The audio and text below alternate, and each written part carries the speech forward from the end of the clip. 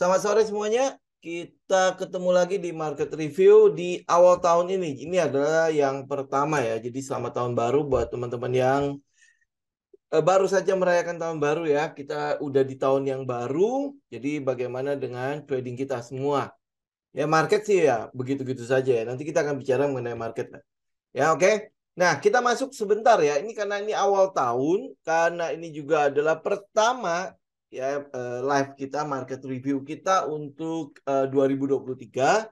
Jadi kita akan mulai dulu dengan menyegarkan teman-teman mengenai psikologi tradingnya. Ya psikologi trading ya saya balikin ke psikologinya. Apalagi sekarang market luar biasa ya.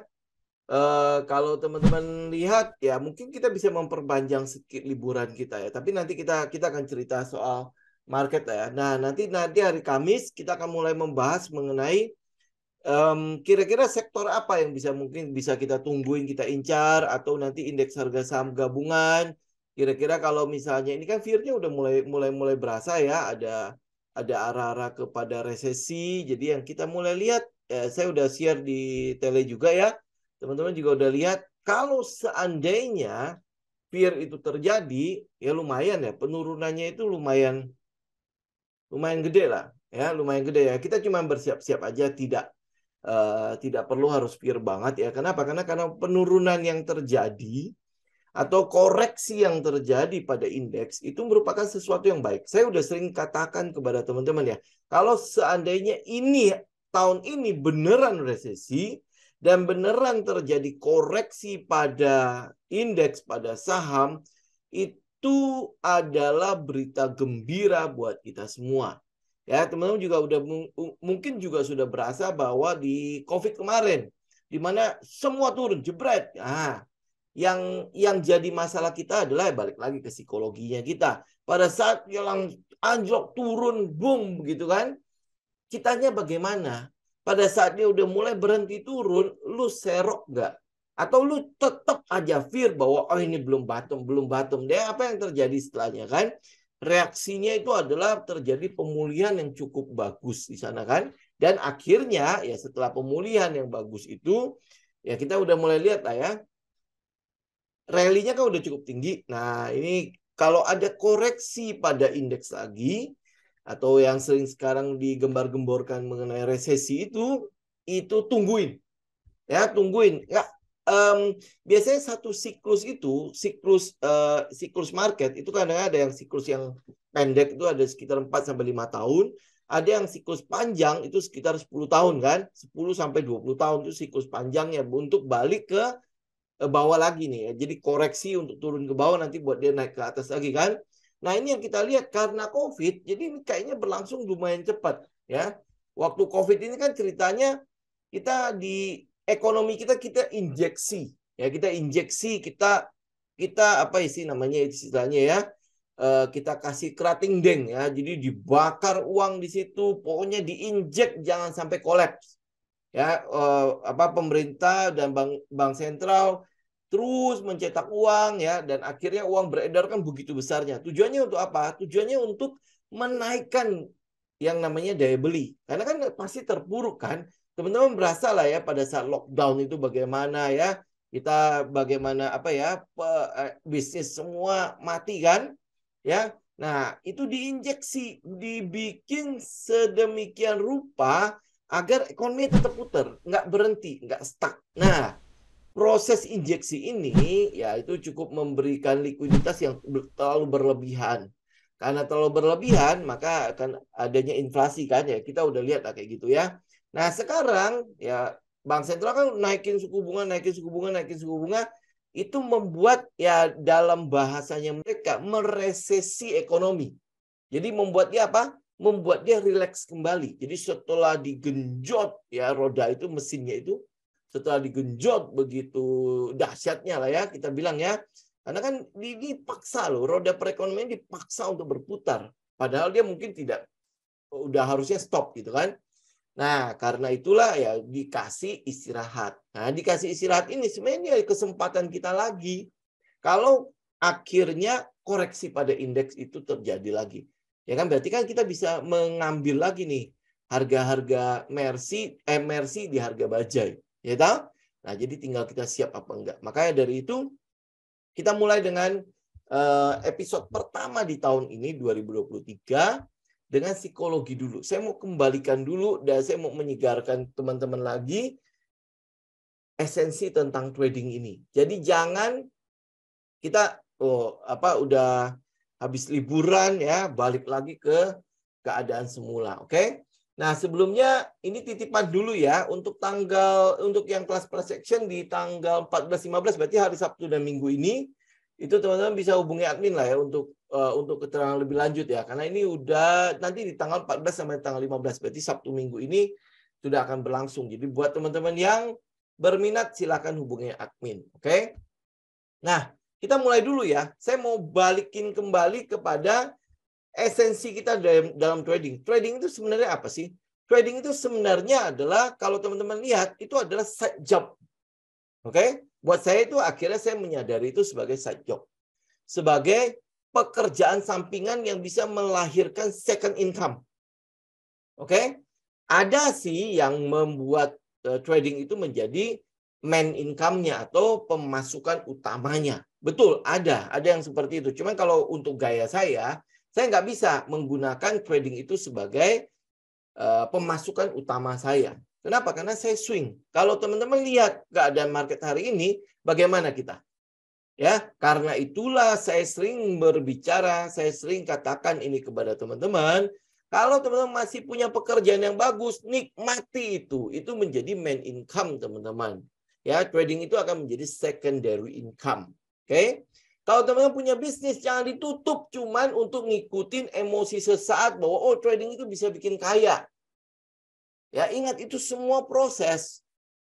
Ya, ingat itu semua proses. Karena itulah kalau teman-teman punya pekerjaan sekarang, nikmati pekerjaan itu.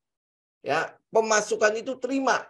Jadi gaji yang sudah ada jangan keluar cuman untuk apa? Wah, kata di sini trading itu bisa memenuhi kebutuhan kita. Betul, betul dia bisa. Tetapi teman-teman mesti ingat, di dalam trading untuk saham ya, untuk saham dia punya siklus. Dia punya siklus. Ada siklus yang saya bilang ada yang 5 tahunan yang pendek, ada siklus yang 10 tahunan atau 20 tahunan. Ini maksudnya apa?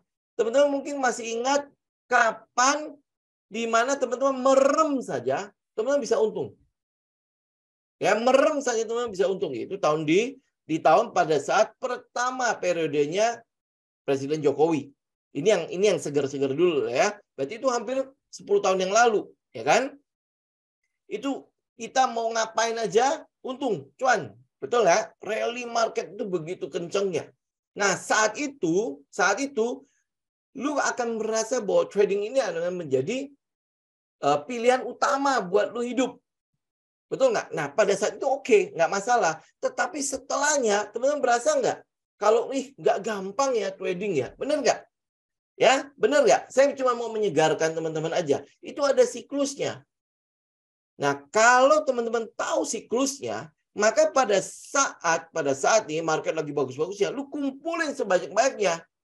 Nah, pada saat lu kumpulin cukup banyak, nah lu kalau misalnya menjadikan trading itu menjadi main income, lu bisa sisihkan pelan-pelan nih setahun gue sisihin ini sampai akhirnya ada rally lagi pada market. Itu pada tahun sebelum Covid itu 2018 ya, 2017-2018 itu rally lagi. Coba bayangin itu berapa lama? Periode pertamanya Presiden Jokowi itu di 2014 ya. 2014 kemudian rally lagi di 2017-2018.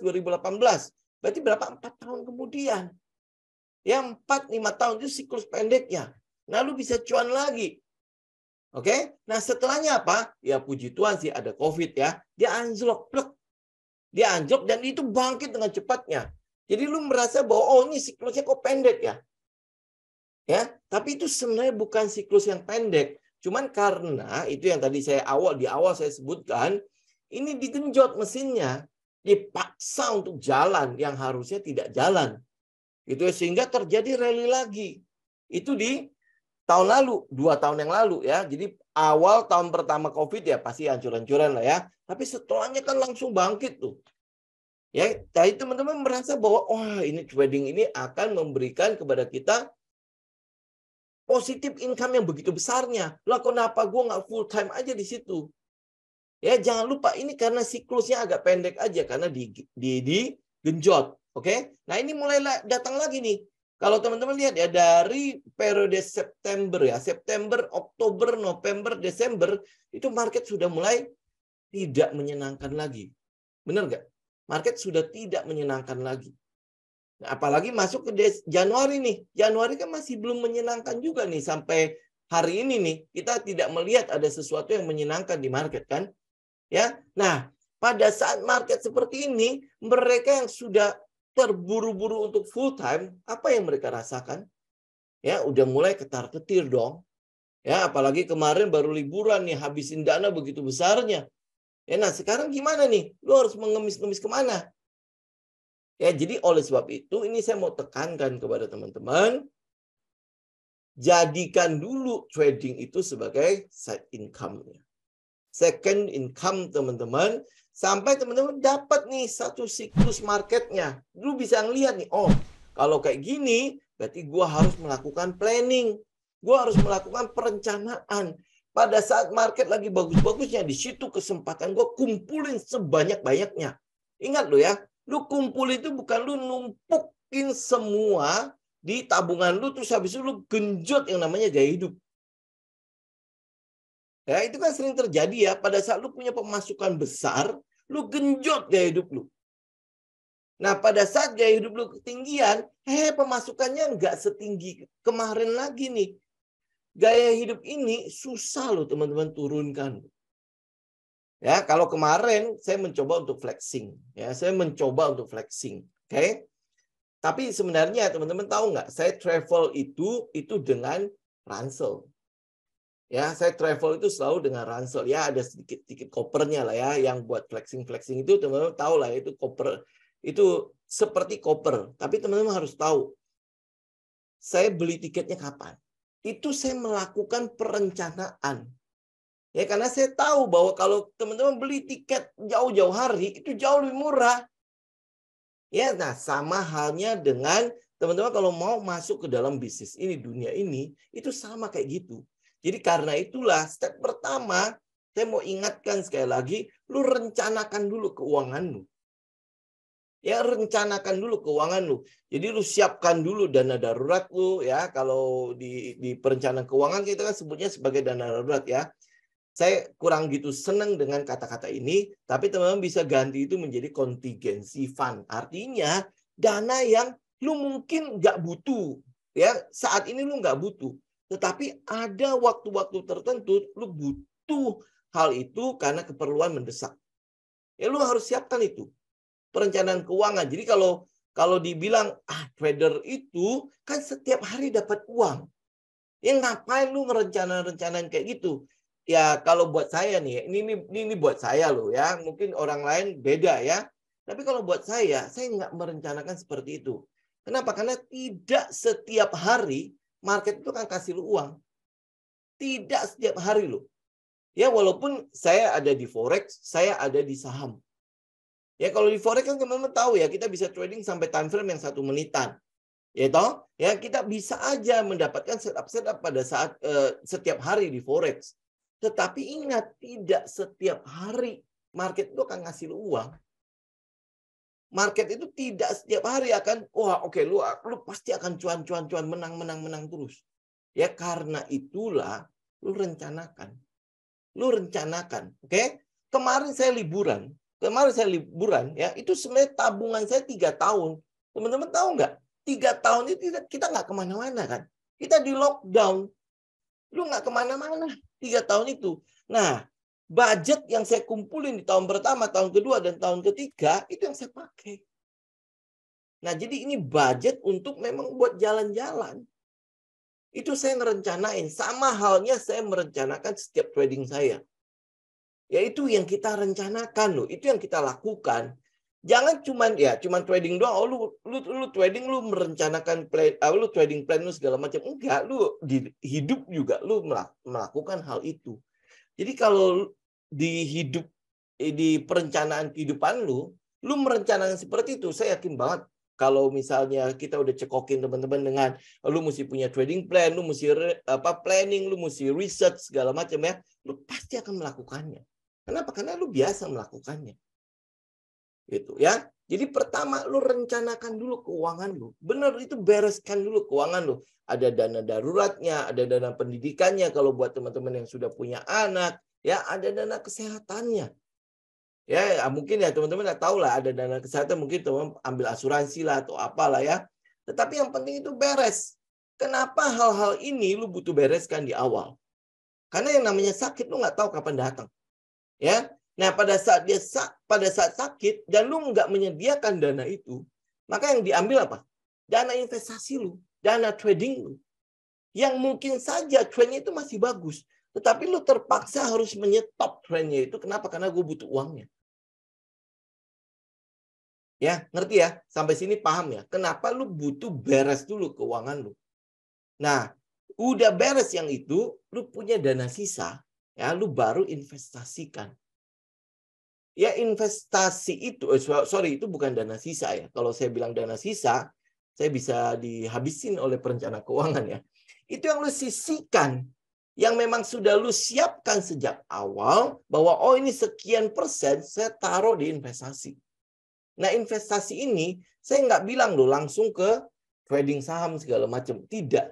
Tapi teman-teman kalau misalnya investasi, ya berarti teman-teman masuk ke properti. Teman-teman masuk ke surat-surat berharga, ya mau SBI kah, ORI lah, ya surat berharga negara atau obligasi Republik Indonesia, lu mau beli atau sukuk ya, teman-teman bisa ngambil surat berharga seperti itu atau obligasi, surat utang perusahaan. Ya misalnya kalau Telkom bikin obligasi ya lu ambil lah, Telkom kan bisa lu percaya lah ya. Ya atau mungkin nanti BRI keluarin obligasi ya, mungkin lu bisa ambil di situ. Yaitu obligasi, surat utang. Nah, baru akhirnya lu ambil ke saham. Ingat lo ya, kalau kita bicara mengenai investasi, berarti itu investasi untuk long term. Long term-nya itu benar-benar long lo ya. Jadi bukan, setahun itu sebenarnya udah long. Enggak, itu benar-benar long term. Jadi kalau teman-teman masuk ke saham misalnya, berarti lu udah dapat yang namanya cicilan. Ya, orang sering bilang itu sebagai sistem dollar cost averaging, DCA. Ya, dollar cost averaging. Berarti setiap bulan lu rutin melakukan top up terhadap saham tersebut. Ya, ini investasi. Nah, setelahnya lu udah dapat itu semua, lu udah aman nih. Lu udah aman dari sisi keuangan lu. Ada kelebihan lagi uang, baru lu cari second income. Nah, second income-nya kemana? Ya pasti ke trading. Kalau ya sekarang kita ngomongin ya, karena channel ini tentang trading ya, baru kita bicara mengenai trading. Oke? Teman-teman bisa ke franchise, bisa joint venture sama orang lain untuk membangun bisnis dan sebagainya. Ini poin penting sebelum lo memulai segalanya tentang trading. Oke, teman-teman bisa lihat ya flow-nya ya. Ya, saya nggak katakan sejak awal lu trading, udah lu ambil aja yang namanya dana yang lu nggak pakai dalam sekian lama. Nah, itu lu masukin ke dalam trading. Ingat lu ya, kita trading itu melakukan yang namanya spekulasi.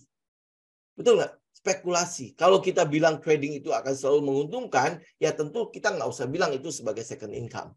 Lu bisa jadikan itu menjadi main income. Gitu? Tapi kita tidak bisa memastikan kalau market itu akan selalu ngasih kita cuan. Kayak hari ini, hari-hari begini atau bulan-bulan kemarin, gimana kita? Ya, bagaimana posisi kita? Kalau lu nggak punya main income, maka lu akan makan tabungan lu. Apa nggak habis lama-lama? Nggak punya pemasukan yang lain. Ya, nah itu yang akan membuat kalau lu udah susun itu semua dan ini ya di trading dana yang lu pakai itu benar-benar adalah dana yang bebas, secara psikologi lu tidak akan emosi. Ya, secara psikologi lu tidak akan emosi. Nah, emosi ini kadang-kadang ada fear, ada terlalu joy ya, terlalu gembira, terlalu berlebihan, itu akan membuat kita punya trading plan itu akhirnya hancur berantakan. Nggak percaya, ya nggak percaya. Teman-teman bisa lihat pada saat COVID kemarin, pada saat itu anjlok, turun ya, harganya turun. Contoh kayak BCA lah ya, BCA dari berapa puluh turun ya sampai ke bawah 20.000. Lalu takut nggak? Kalau lu tahu itu uang bebas dan lu melakukan dollar cost averaging, maka lu akan top up itu. Ya lu nggak akan terlalu pusing. Ya apalagi BCA, masa iya sih dia bangkrut? Ya BBRI, masa iya sih dia bangkrut? Benar nggak?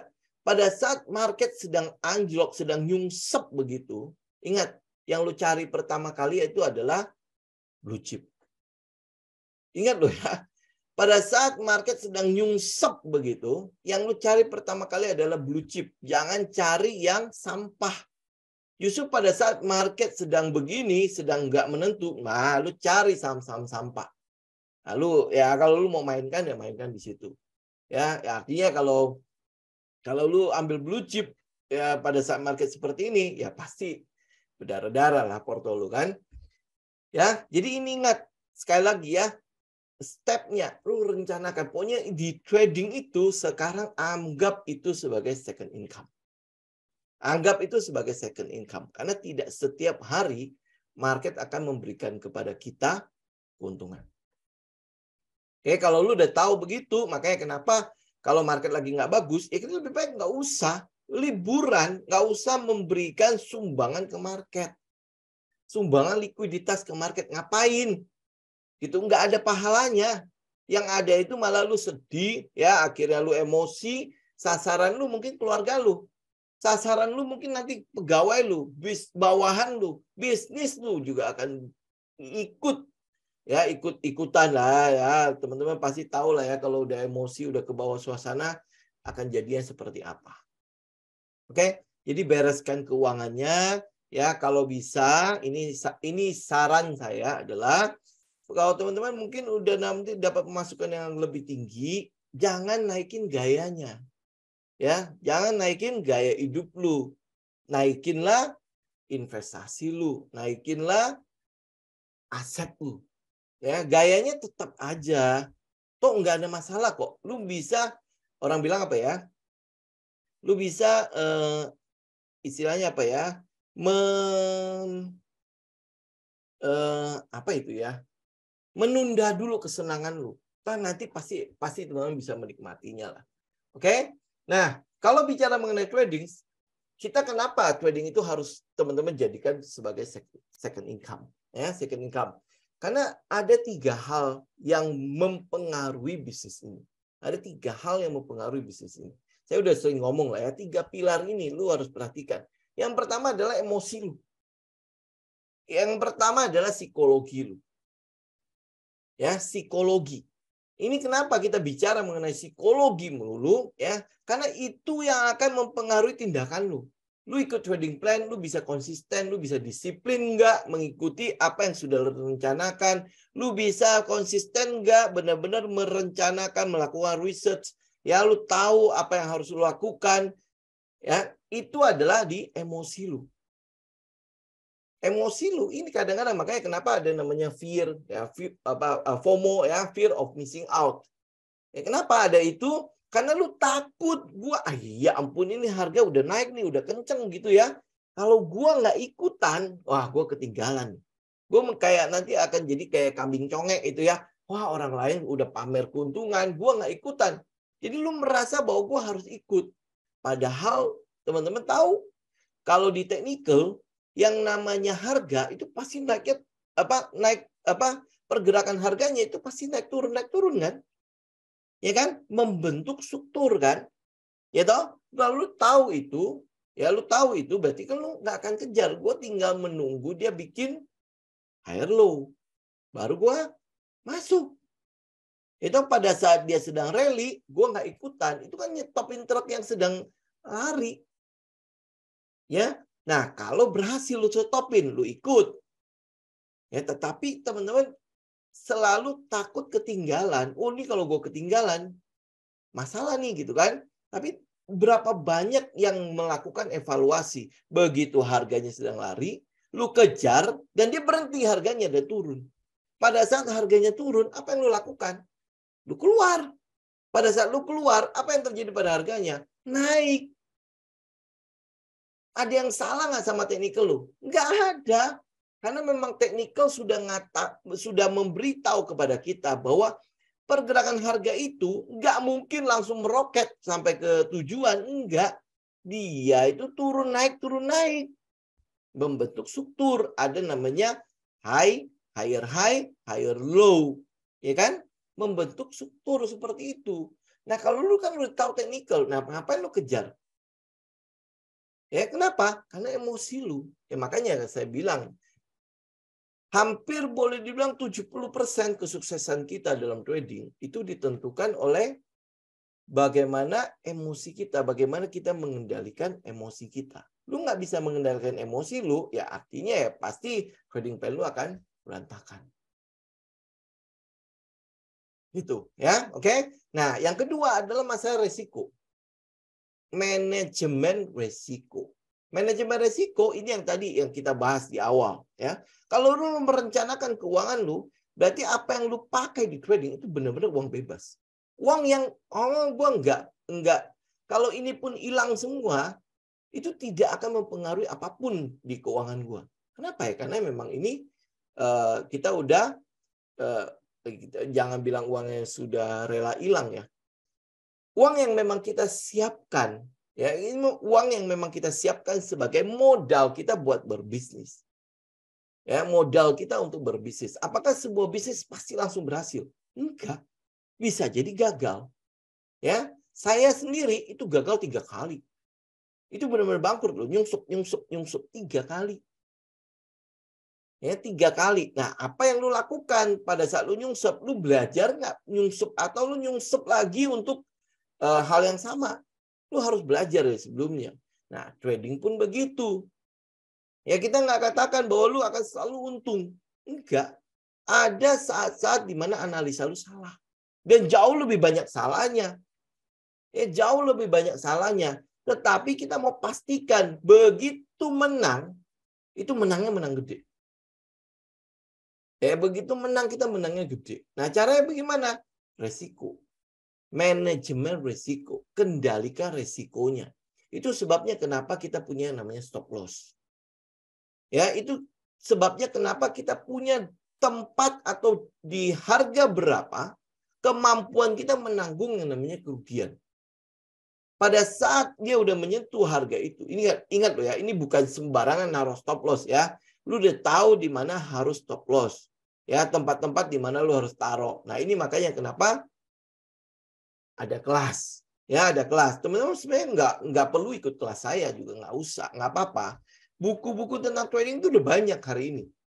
Ya, di YouTube itu juga banyak sekali yang gratisan. Ya, saya udah ngomong ini berkali-kali kok. Tapi kalau teman-teman mau, oke, ini saya mau tergabung dalam komunitas. Ya, kita mau ada dalam sebuah komunitas. Itu makanya kenapa saya bikin kelas. Agar teman-teman setelah kelas masuk ke dalam alumni. Ingat loh, ini alumni tetap akan kumpul di situ. Dan teman-teman bisa riset sepuasnya. Selama kelas-kelas itu tetap ada. Ya. Nah, yang kita bicara di komunitas ini, ya memang orang-orang yang memang sudah satu jurus gitu. Ya, satu visi, satu misi. Itu yang kita lakukan. Oke? Nah, jadi dengan kata lain, lu nggak perlu harus ikut kelas saya. Lu nggak perlu. Teman-teman, ini juga nanti kita akan share di YouTube kok. Ya, teman-teman juga bisa dengerin. Itu free.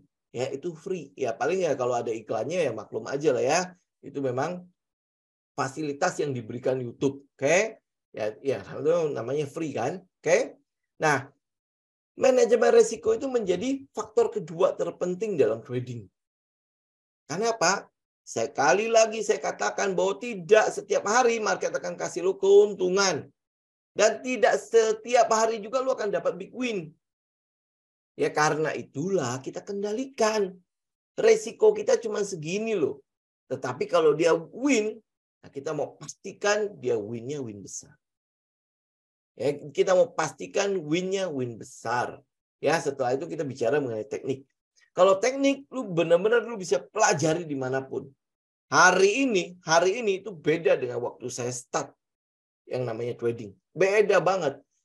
Lu mau cari buku, semua isinya Inggris. Ya, dan gua harus belinya di luar negeri, dikirim lagi. Tungguin dia kirim. Setelah datang, gue harus terjemahkan dulu. Karena ya Inggris saya nggak good-good banget kan. Gue harus terjemahkan dulu. Nah, tapi hari ini dalam bahasa Indonesia banyak. Teman-teman yang sudah share di YouTube banyak banget. Ya. Jadi kalau dibilang gue menguasai jurus-jurus ini lu sukses, kenapa nggak banyak yang sukses di trading? Ya karena dua faktor itu. Bagaimana lu mengendalikan emosi, konsistensi lu, ya bagaimana lu mengendalikan yang namanya resiko, manajemen resiko lu seperti apa. Ya, kalau misalnya ada yang sampai bilang, jangan di stop loss. Kalau lu rugi udah biarkan nanti dia naik lagi. Nah, itu ya tinggal teman-teman tinggal teman-teman telaah aja, tinggal teman-teman kita bilang ya, lu analisa lah. Benar nggak seperti itu? Ya menurut lu aja gitu kan, menurut pengalaman yang sudah lu lakukan, lu catat, lu jurnalkan itu semua, lu habis lu evaluasi. Tahun lalu itu lu udah evaluasi belum apa yang lu lakukan di 2022?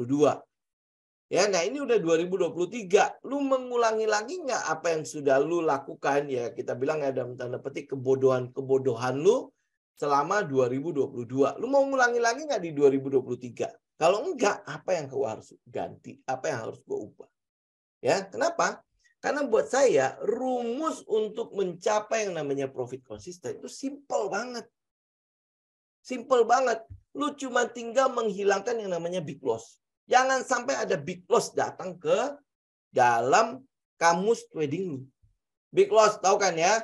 Udah tahu ini udah tahu ini tidak sesuai dengan trading plan. Sudah tahu ini ini market udah nggak setuju dengan kita ya, tapi lu bertahan di situ. Lu merasa bahwa gue sayang nih. Ya, ini kalau misalnya itu gue tinggal keep lah, ini saham juga bagus, fundamentalnya juga oke dan sebagainya kan. Gue keep aja. Ya, dan akhirnya apa ya? Lu big loss. Nah, untuk nutupin loss-nya itu bukan berarti lu rugi 10%, lu tutupin 10%, enggak. Lu butuh 12% untuk nutupin 10% itu. Dan ini pun baru balik modal BEP, belum cuan lagi. Ya, kalau lu rugi 50%, lu butuh keuntungan 100% untuk nutupinnya. Nyari 100% gampang enggak? Ya mungkin kalau 12% oke lah, masih muda lah ya. Tetapi lu bagaimana nyari 100% untuk nutupin jadi BEP dong. Baru BEP lu. Ngerti ya? Makanya kenapa selalu dikatakan oleh banyak sekali kok trader-trader yang berhasil, legendaris, segala macam ya. Dia katakan apa? Yang terpenting apa? Lu jangan sampai membiarkan modal lu hilang. Trader itu bagaimana lu mempertahankan modal lu. Ya, good trader protect the downsize. Itu kata Mark Minervini kan. Ya, ini bukan cuma Mark Minervini, teman-teman lihat dah trader-trader yang lain, Jesse Livermore segala macam itu semua mengatakan hal yang sama. Protect modal lu. Protect modal lu. Artinya apa? Jangan sampai ini udah jelas-jelas adalah sebuah transaksi yang rugi. Lu terusin lagi. Ya, sering saya analogikan sebagai bisnis. Lu udah tahu barang ini nggak laku, tetapi lu bertahan dan lu stok terus. Ya, ini barang udah nggak laku, nggak berhasil dijual lagi. Ini sekarang kan lagi zaman lato-lato ya. Nah, lato-lato itu yang namanya online shop, itu lato-lato jual lato-lato di mana-mana. Ya. Nah, begitu ini tren ini selesai, lu masih stok terus lato-latonya. Siapa yang mau beli sama lu? Ngerti nggak? Ya, wah ini tadinya kan naik bagus banget. Ini naik lagi viral nih. Ya lagi viral nih. Wah, lu stok terus barangnya. Nah, yang trennya itu udah lewat. Trennya udah lewat, dia udah lagi turun. Udah turun, tapi lu stok terus. Pokoknya ini bagus deh. Udah nanti dia akan terus berkembang. Ini artinya lu sedang menampung barang-barang yang sebentar lagi akan busuk. Dan modal lu tidak akan kemana-mana. Di situ doang. Siapa yang akan beli lagi lato-lato nantinya? Ya, ingat ya, kayak gitu ya. Jadi balik lagi, lu punya yang namanya 3 pilar ini dalam trading ya. Pertama, lu kendalikan yang namanya emosi. Ini paling penting dan yang akan mempengaruhi sebagian besar kegiatan trading lu. Kendalikan emosi. Itu yang saran saya adalah sering-seringlah meditasi. Kenapa? Kalau lu tenang, pada saat kita tenang, kita bisa ngelihat banyak hal yang tidak terlihat pada saat lu emosi. Ya ingat ya, saya nggak menyarankan kalau buat teman-teman yang ada yang mungkin yang nggak terlalu familiar dengan meditasi, ya lu pokoknya bagaimana cara lu bisa mencari ketenangan. Ya lu tenang, ya misalnya, nih kayak saya nih, teman-teman bangun jam 4 pagi untuk melakukan analisa. Jauh lebih enak.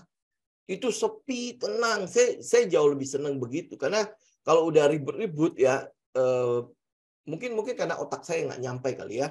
Saya nggak bisa memilah itu. Kalau udah ribut masih lebih baik nggak usah kerja. Sekalian ikutan ribut. Ya maksudnya ikutan main gitu loh. Ya, tapi kalau saya mau lakukan analisa, saya akan cari waktu-waktu yang tenang. Itu sebabnya kenapa jam 4, jam 5 itu saya udah bangun. Ya, tetapi saya akan tidur pagian pasti. Kenapa? Karena suasananya sepi, tenang, lu melakukan apapun itu enak. Gitu ya. Jadi teman-teman bisa melakukan analisa pada saat lu nggak dalam keadaan emosi, ya. Nah, habis itu kalau lu lagi marah-marah atau mungkin ada sebuah masalah yang gede ya, terlalu senang, terlalu sedih, ya, atau mungkin lagi emosi ya, jangan melakukan analisa apapun. Jangan melakukan analisa apapun. Ya, jangan mengambil keputusan apapun juga. Karena biasanya lu terlalu senang ngambil keputusannya salah, terlalu sedih ngambil keputusannya juga salah. Sama dengan trading itu juga sama. Karena itu emosi kita kan yang bermain kan. Ya, apalagi kalau lu habis cuan gede ya. Kenapa kita bilang ya, setelah lu rugi besar, setelah lu cuan gede, jangan lanjutin. Berhenti. Untuk apa? Netralin lagi psikologinya kita. Ya, netralin lagi. Agar apa? Lu nggak jadi FOMO, lu nggak jadi JOMO, lu nggak terlalu fear, lu nggak terlalu greedy. Ya, dan nggak perlu juga lu setiap hari harus trading. Nggak perlu. Apalagi kalau market lagi nggak bagus ya. Lu nggak usah paksain. Itu bagian dari namanya manajemen risiko. Ya, termasuk di dalam manajemen risiko itu adalah lu tentukan lu mau trading di saham-saham seperti apa. Second liner, first liner, atau third liner sekalian. Nah, kalau lu trading di third liner, artinya resikonya paling besar kan? Ya, berarti manajemen risiko lu juga harus besar. Maksudnya harus benar-benar siap. Ya, akan berbeda dengan lu di first liner. Mungkin manajemen risiko lu bisa sedikit kendor. Kenapa ya? Karena fundamentalnya bagus. Fundamental bagus, biasanya naiknya juga pelan-pelan. Turunnya juga mungkin pelan-pelan. Ya. Nah, di tengah-tengahnya ya second liner. Ya artinya manajemen risiko lu tetap harus ada. Ya berarti ini udah di keadaan yang ya kita bilang middle lah ya, manajemen risiko lu. Jadi ya kita nggak terlalu ketar-ketir ya, nggak tiba-tiba langsung emosi. Lah kok ini pergerakannya begini-gini. Nah, mungkin second liner lebih adem dibandingkan dengan third liner. Tapi kalau lu udah masuk ke third liner, berarti manajemen risiko lu harus benar-benar tinggi. Gitu. Tahu ya saham-saham third liner ya. Ini kan sekarang lagi gencarnya itu ya third liner. Ya, kurang lebih begitu teman-teman. Saya nggak akan bicara dulu mengenai technical. Kita akan bicara nanti di hari Kamis mendatang ya. Kamis kita akan mulai bahas-bahas tentang technical lagi. Oke? Nah, sampai sejauh ini teman-teman ada ini nggak pertanyaan nggak? Harusnya nggak ada ya. Nggak tahu teman-teman masih trading nggak sih?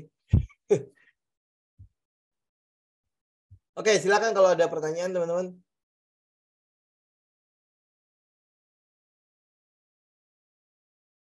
Ya, tidak ada? Nggak ada, bagus nih. Ya, ini masih awal tahun lah. Saya cuma mau refresh itu, jadi ya teman-teman ambil waktu lah. Yang perlu teman-teman lakukan adalah lihat tahun 2022 bagaimana. Ya, yang kita mau itu sebenarnya simple doang kok. Simple. Lu lebih baik daripada tahun 2022. Itu aja. Nggak usah sampai harus loncat ya. Gua tahun 2022 gua nggak berhasil nih. Gua nggak berhasil mencapai goal saya. Iya, saya juga nggak berhasil. Ya, goal saya kan 1% sehari kan. Ya itu juga gagal lah. Pokoknya 3 bulan terakhir itu lumayan itulah. Lumayan kacau lah ya.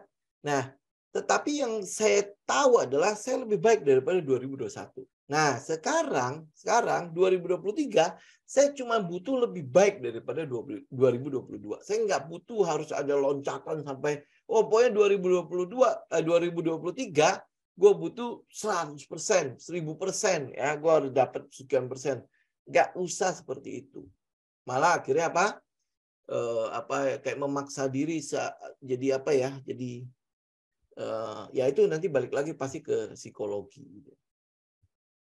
Ini ada pertanyaan, kalau saham yang berhubungan dengan pemilik partai itu akan dibuang atau malah akan dinaikin? Ini nggak bisa saya jawab begini. Kita harus lihat teknikalnya. Kita harus lihat teknikalnya dulu ya. Teknikalnya seperti apa. Mungkin ya orang-orang akan beranggapan bahwa sekarang nanti masuk 2023 ini akan jadi tahun pemilu kan. Tahun pemilu mereka akan butuh dana yang cukup besar. Nah, salah satunya mungkin saja dia akan melepas dulu kan saham-saham yang ada di yang dipegang sama mereka. Tapi kita harus lihat teknikal. Kita nggak bisa bilang, dia buangnya kapan dan lain sebagainya. Kita nggak tahu juga. Ya, bisa juga dia nggak buang. Bisa juga mungkin dia punya itu masa yang cukup besar, ya, terus dana untuk kampanye cukup, ya artinya dia nggak akan buang itu. Benar nggak? Apalagi ya sahamnya masih bagus. Ya, atau mungkin dia belum naik sahamnya. Ya mungkin memang ada beberapa saham yang sudah naik ya. Ada satu saham yang baru IPO juga udah lumayan kenceng kan. Ya mungkin saja seperti itu. Tapi kita harus lihat ke teknikalnya sih, Bu. Jadi nggak bisa bilang nanti dia akan buang atau enggak. Ya. Nah tapi kalau lu khawatir ya sudah hindarin aja. Lu udah tahu itu ada hubungannya sama partai A, partai B, partai C, ya sudah kita nggak usah di situ. Itu bagian dari manajemen risiko. Karena kita nggak tahu kan dia mau buang dia mau jual, dia mau beli kapan juga kita nggak tahu. Ya, itu. Oke? Ada pertanyaan lagi, teman-teman?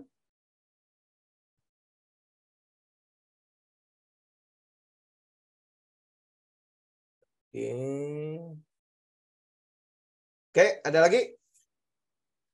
Nanti hari Kamis ya, kita baru itu ya bicara mengenai teknikal ya. Kalau lihat dari indeks, ya memang tidak terlalu menggembirakan. Saat ini indeks lagi ada di support lagi ya.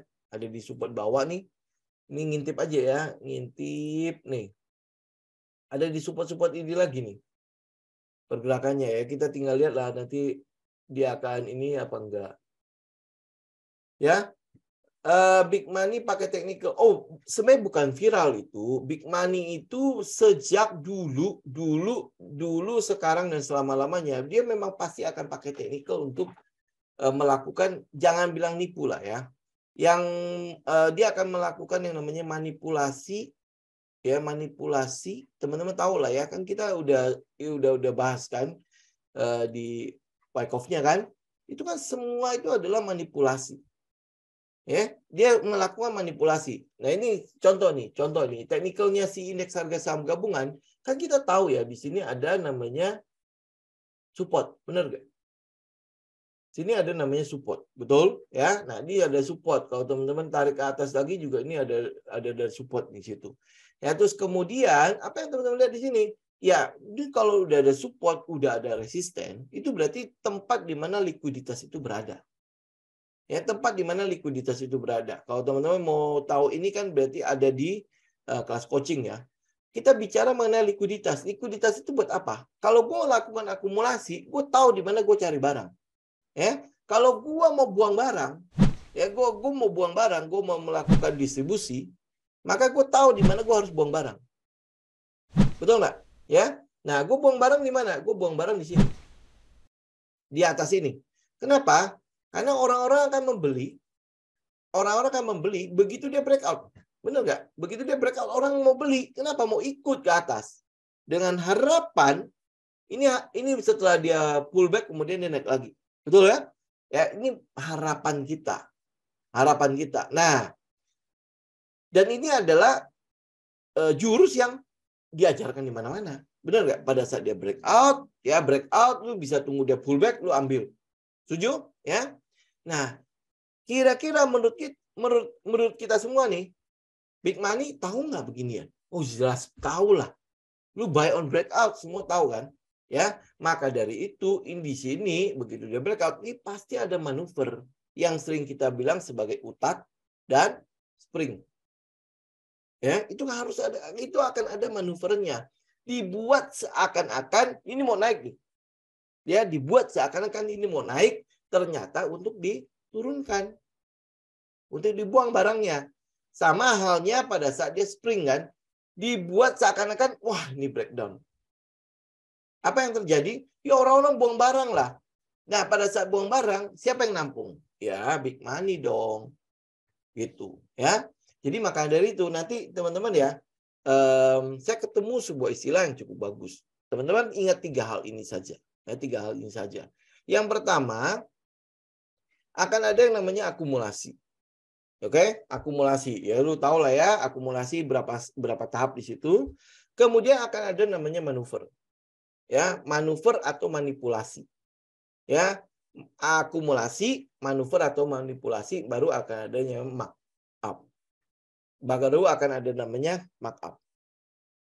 Jadi kalau kita bilang gini ya, akumulasi berarti ada berapa step? Ada namanya selling climax, ada namanya AR, terus ada namanya secondary test, bla bla bla sampai spring, kemudian baru ada LPS dan markup. Ya. Nah, ada namanya distribusi. Ada namanya distribusi. Ya, pokoknya 3 peristiwa ini teman-teman ingat aja. Ada namanya distribusi, ya, distribusi. Kemudian ada namanya manipulasi dan manuver. Berarti ada utat, ya. Kemudian ada namanya markdown. Hanya 3 itu doang. Teman-teman ingat itu hanya 3 aja. Jadi tempat di mana likuiditas itu berada. Nah, teman-teman perhatikan di situ apakah akan ada manipulasi atau manuver dari market. Kalau dia terjadi seperti itu, ya berarti teman-teman ya tinggal ikut trend kemana. Ya, trendnya kemana. Oke. Jadi ingat, kalau soal big money pakai technical untuk dalam tanda petik ya memanipulasi retail, itu sudah kita lihat bersama-sama lah. Ya, bagaimana akumulasi itu kan manipulasi semua. Ya. Kemudian distribusi, di situ kan manipulasi semua. Gitu. Harga gold naik terus, betul. Ya, ini kan udah saya share juga kan harga gold. Kenapa? Karena kita lihat The Fed itu mungkin akan melakukan cooling down. The Fed udah mulai akan melakukan cooling down. Nah, pada saat The Fed mulai melakukan cooling down, kita lihat juga dolar indeks juga udah mulai terkoreksi. Karena kemarin kan udah naik lumayan tinggi ya, udah mulai koreksi di situ. Nah, kalau koreksi itu sebenarnya harusnya akan mendorong harga komoditas untuk naik. Harga komoditas untuk naik, termasuk gold. Kalau gold itu ya, kenapa dia ikut naik? Karena sentimen resesi. Ya, sentimen resesi itu kan menjadi salah satu aset safe haven kan. Gitu. Nah, kita mau lihat itu seperti begini dulu. Apakah BRMS, Antam dan MDKA itu akan menarik? Kita mesti lihat dulu bahwa tren emas itu secara teknikal itu masih sideways untuk saat ini. Tren emas itu masih sideways sampai dia keluar dari range di 2000 ya 2100. Dia harus keluar dulu dari trend itu. Memang ada peluang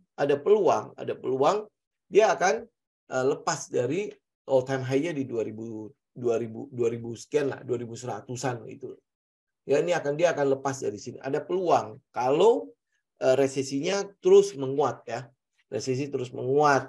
Nah, teman-teman mungkin bisa lihat kayak di Brasil ya. Brasil sudah mulai kerusuhan ya. Peru juga ya. Ya, udah mulai ada itu.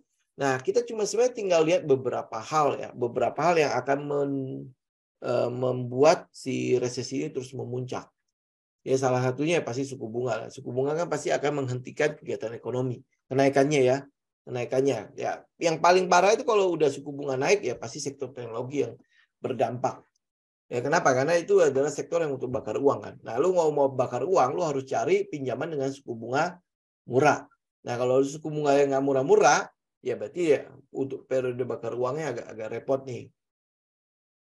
Ya, ini yang kita lihat. Jadi tinggal kita lihat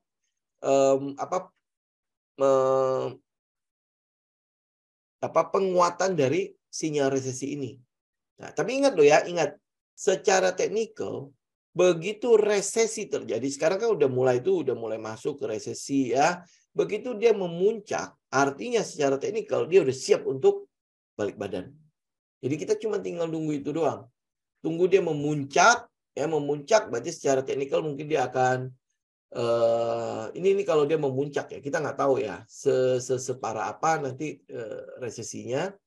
Yang sekarang didengung-dengungkan oleh Menteri Keuangan kan mungkin Indonesia akan cukup santai, ya tidak terlalu berdampak-dampak banget ya. Tetapi yang namanya sentimen itu kan dipengaruhi oleh emosi kita kan, oleh emosi manusia kan.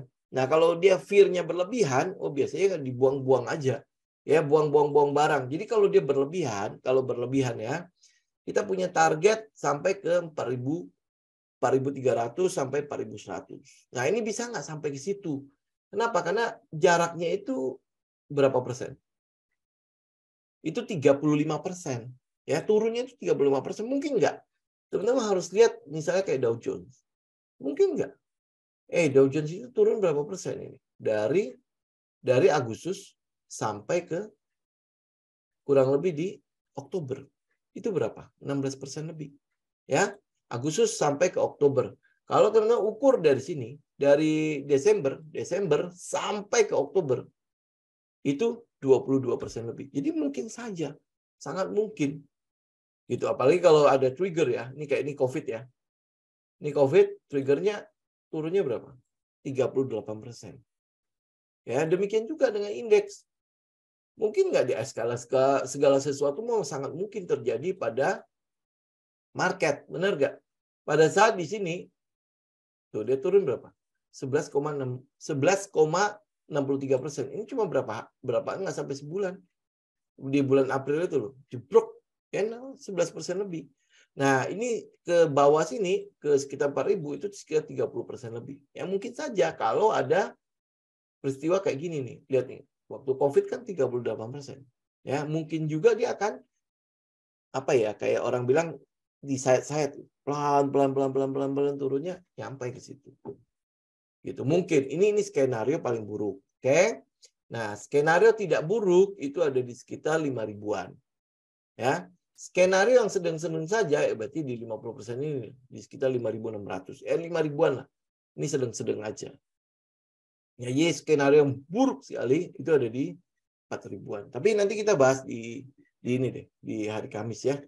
Biar clear nih. Jangan sampai nanti saya dibilang langsung ini alasannya apa? Dia turun sampai ke situ. Oke? Nanti di Kamis aja. Ya, oke. Kalau tidak ada saya cukupkan dulu ya untuk hari ini.